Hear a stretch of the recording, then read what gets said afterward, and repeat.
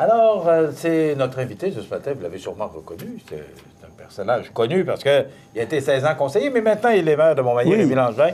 Bonjour Rémy. Bon matin, Michel. Vous allez bien? Très bien, merci. Oui, merci d'être avec nous. Ça nous fait plaisir.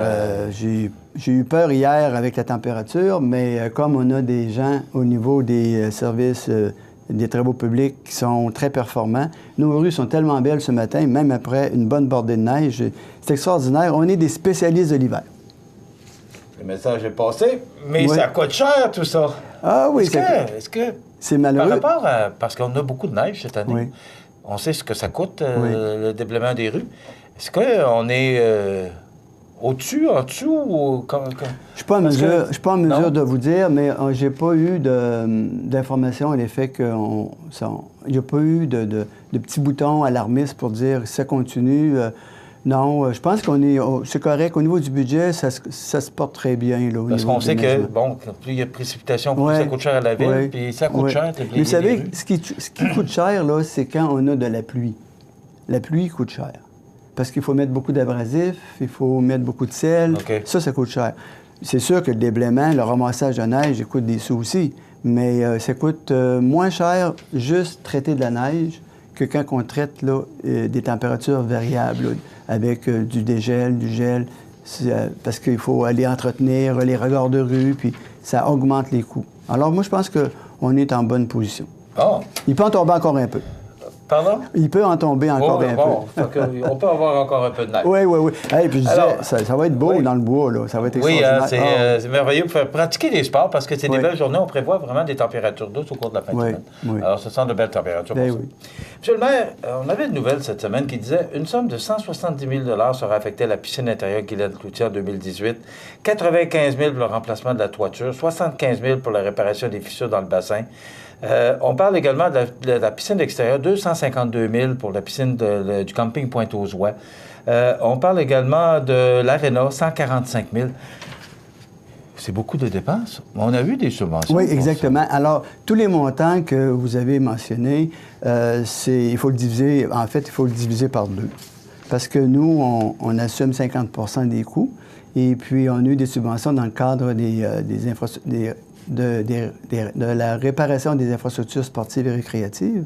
Et puis, on a 2 ans pour les réaliser. Donc, cette année, on va faire, au niveau de l'aréna, on va investir au niveau de d'une chambre des joueurs pour le club des juniors 3A qui s'en vient. Et puis, au niveau de la piscine Guylaine Cloutier, on fait la toiture cette année en 2018. Et l'an prochain, en 2019, on va faire ce qu'on appelle la plage, là. Alors, on subdivise là, les dépenses, justement, pour être capable là, que ça rentre dans notre budget. C'est d'ailleurs prévu dans notre budget. Est-ce que c'est dans le budget de cette année? Oui. Ou c'était parce que c'était déjà prévu des subventions de l'an dernier? Ou... Parce que là, vous vivez, vous, un peu avec le budget du conseil municipal précédent et vous avez un budget aussi avec le nouveau conseil. Oui. L'automne dernier, on a eu des confirmations pour la réparation de la piscine Guylaine Cloutier, la piscine Pointe-aux-Oies et l'aréna. On a eu des confirmations.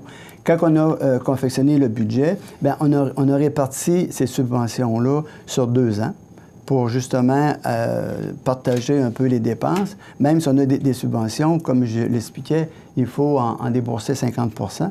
Donc, c'est ça qu'on a planifié pour cette année. Puis la piscine Pointe-aux-Oies, bien, c'est tout le système de filtration qui était désuet. On avait beaucoup de plaintes de la part des usagers, l'effet que l'eau venait trouble, et puis on devait même arrêter la baignade durant l'été. Donc, on va réparer toute la partie, on va changer le système de filtration cet été au complet. Donc, à la Pointe-aux-Oies, les gens ils vont pouvoir bénéficier là, d'une bonne qualité d'eau à la piscine. Mais à part des réparations imminentes là, ou nécessaires et obligatoires au moment, c'est toujours... Est-ce que c'est sur un plan de 3 ans ou un plan de 5 ans qu'on prévoit? Parce que les infrastructures, ne veulent pas, il faut les réparer. On n'a pas le choix, il faut les entretenir. Oui, bien, on a ce qu'on appelle un plan triennal, un plan d'immobilisation sur 3 ans, mais on a une grande planification qu'on fait là, sur 5 ans. Parce qu'on ne veut pas perdre aucune information, parce que j'ai dit en campagne électorale que si on avait les sous pour tout faire ce qu'il y a à faire au niveau des infrastructures, là, ça nous prendrait 70 millions. Donc, il faut comprendre qu'on n'a pas ces sous-là, on n'aura jamais là, un gouvernement suffisamment généreux pour nous donner tout cet argent-là. Et de toute façon, on ne sera pas capable de le faire. Alors, on le fait sur 5 ans. Et là, bien, quand on dit le plan triennal nous permet vraiment de planifier tout ce qui est prioritaire. Puis sur 5 ans, bien, c'est ce qui est moins prioritaire. Fait que année après année, bien, on revoit aussi au niveau des subventions, est-ce qu'on va prioriser une dépense qui est prioritaire mais qui n'est pas subventionnée puis que on n'aura pas les sous le faire. Donc, c'est pour ça qu'on a un plan de 5 ans, mais qui nous permet de ne pas perdre de vue les priorités. OK. Le bilan des 100 jours. Oui. Ça fait déjà... Est-ce qu'on est le 100e ou tout près, là? Ça a fait 100 jours le 5 février, lundi dernier. OK. Exactement. Ça passe vite, hein? Ça passe vite. Et puis, moi, je suis bien content du travail qui a été fait depuis...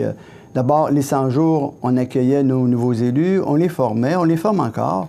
On a adopté le budget, on a eu quand même un beau budget où on n'a pas eu une augmentation de taxes au-dessus du taux d'inflation. Et puis, on a des beaux travaux à réaliser, on a des priorités qu'on va pouvoir réaliser durant l'été. Et puis, ensuite, bien, on a contacté nos amis du parc, on tente de revoir des contacts avec eux pour leur présenter les projets de développement là, dans le parc Saint-Nicolas. On a bien sûr tout le volet visibilité là, que vous allez quand même vivre là, dans les prochaines semaines. C'est que mon nouveau leadership, c'est de permettre aux conseillers d'être présents sur la scène publique, tant à la radio, à la télévision, ici à CMA TV, qu'en séance publique télévisée. Alors, à tous les mois, tous les conseillers vont être visibles auprès de la population et puis ça va alterner. Donc, pour moi, c'est un grand pas parce que la démocratie, ça passe par la visibilité puis la transparence. Moi, la question, on a à peu près, parce que c'est assez ça rapide, va vite, vous êtes pressé vous aussi, mais oui. Moi, la question que je voudrais vous poser aujourd'hui, M. Langevin, oui. c'est après 100 jours, oui. avec un conseil quasiment 50 avec de nouvelles personnes. Oui, on peut dire presque les 2 tiers. Bon. Vous, personnellement, vous avez quand même l'expérience d'un conseil municipal, vous avez été 16 ans conseiller. Comment vous trouvez ça, vous, après 100 jours, là, si vous faites le bilan, vous, personnellement, comment vous avez trouvé ça, votre expérience à date?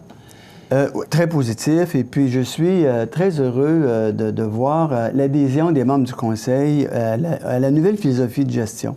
La nouvelle façon aussi que j'amène les gens à être plus imputables. Et puis, les gens, ils sont contents d'avoir cette imputabilité-là, parce que ça leur permet d'exprimer aux gens leurs préoccupations, de parler de ce qu'ils font et puis d'amener autour de la table des idées qui sont partagées. Puis moi, je suis très content.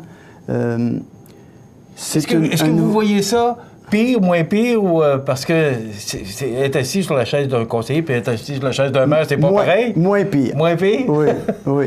Honnêtement, là, je suis très satisfait. Je vous dirais, les 2 premières semaines, j'ai trouvé que c'était... ça demandait beaucoup, puis en même temps, bien, il fallait que je me repositionne, parce que penser maire puis penser conseiller, on pense pas pareil. C'est bien dit. Je pense que ça résume bien ce que vous voulez entendre. Oui. C'est tout le temps qu'on a pour aujourd'hui. Bien, puis je pense que vous êtes aussi...